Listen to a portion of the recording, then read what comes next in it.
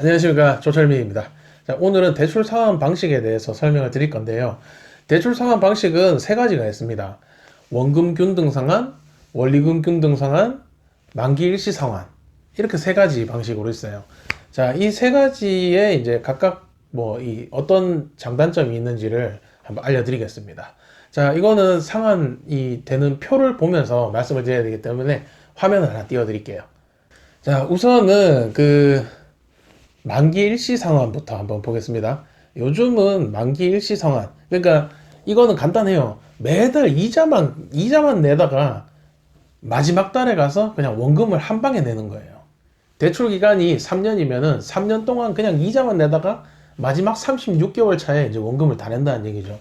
이거는 이자 매달 내는 월 불입금에 있어서는 상당히 부담이 작습니다.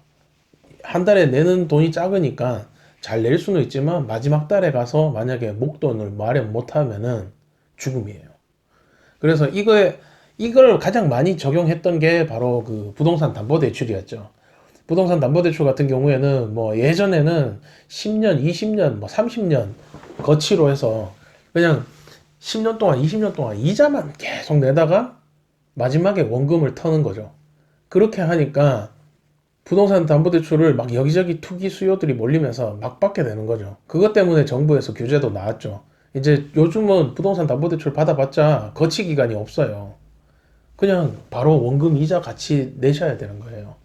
담보대출도 이런데 하물며 신용대출은 오죽하겠습니까? 신용대출은 만기 일시상환으로 해주는 데가 없습니다. 다 원금하고 이자 같이 내시는 방식이고, 자, 이번에 말씀드릴 거는 그 원리금 균등 상환 방식을 말씀드릴게요. 이게 대부분의 금융사에서 채택을 하고 있는 상환 방식 제도인데, 금융사 입장에서는 가장 좋은 거예요. 원금 회수도 어느 정도 하면서 이자도 쏠쏠하게 받을 수 있는 아주 균형 잡힌 대출 상환 방식이라는 거죠. 1,000만 원에 한 금리 15%로 내는 기준으로 해서 표를 하나 띄워 보겠습니다. 1,000만 원에 금리 15% 36개월 상환으로 이제 표를 하나 띄워 볼 건데, 매달 내는 금액이 고정으로 딱 정해져 있어요.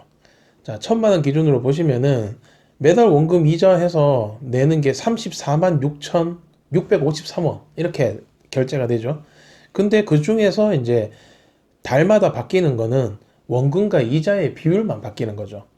원금이 매달 일정 부분 갚아져 나가고 있으니까 이자가 줄어드는 것 뿐이에요. 이자는 자꾸 줄어들고 이자가 줄어들 때마다 원금을 자꾸 올리는 거죠. 어쨌든 보면은 고객이든 금융사든 둘 다 서로 좋은 겁니다. 고객도 원금을 어느 정도 갚아 나가니까 나중에 돼서 부담이 없고요. 그 다음에 이제 설명드릴 거는 원금 균등 상환인데, 원금 균등 상환 같은 경우에는 동일하게 아까 전에 1,000만 원 기준으로 원리금 균등했던 거랑 똑같이 보여드릴게요.